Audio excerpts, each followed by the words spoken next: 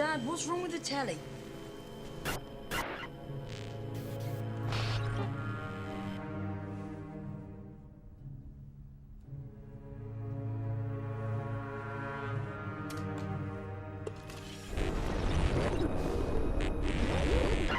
Good evening, London.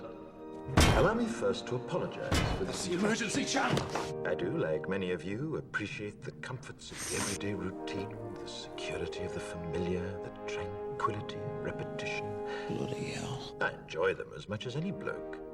But in the spirit of commemoration, Who's that, Mum? whereby those important events of the past, usually associated with someone's death or the end of some awful bloody struggle, are celebrated with a nice holiday, I thought we could mark this November the 5th, a day that is sadly no longer remembered, by taking some time out of our daily lives to sit down and have a little chat.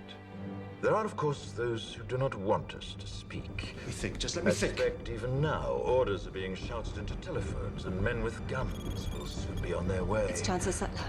Damn it! Why? Because while the truncheon may be used in lieu of conversation, words will always retain their power. Words offer the means to meaning, and for those who will listen, the enunciation of truth. And the truth is, there is something terribly wrong with this country, isn't there? You designed it, sir. You wanted it foolproof. You told me every television in London. Cruelty and injustice, intolerance and oppression. And where once you had the freedom to object, to think and speak as you saw fit, you now have censors and systems of surveillance coercing your conformity and Cameras. soliciting your submission. We need cameras. How did this happen?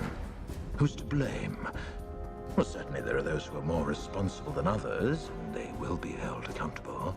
But again, truth be told, if you're looking for the guilty, you need only look into a mirror. I know why you did it. I know you were afraid. Who wouldn't be? War, terror, disease. There were a myriad of problems which conspired to corrupt your reason and rob you of your common sense. Fear got the best of you, and in your panic you turned to the now High Chancellor Adam Sutler. He promised you order, he promised you peace, and all he demanded in return was your silent, obedient consent. Inspector, you're almost through. Last night, I sought to end that silence. Last night, I destroyed the Old Bailey to remind this country of what it has forgotten. More than 400 years ago, a great citizen wished to embed the 5th of November forever in our memory.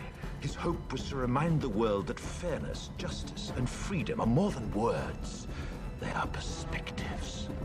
So if you've seen nothing, if the crimes of this government remain unknown to you, then I would suggest that you allow the 5th of November to pass unmarked.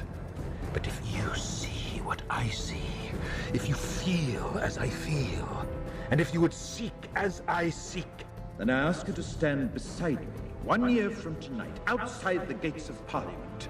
And together we shall give them a 5th of November that shall never, ever be forgotten.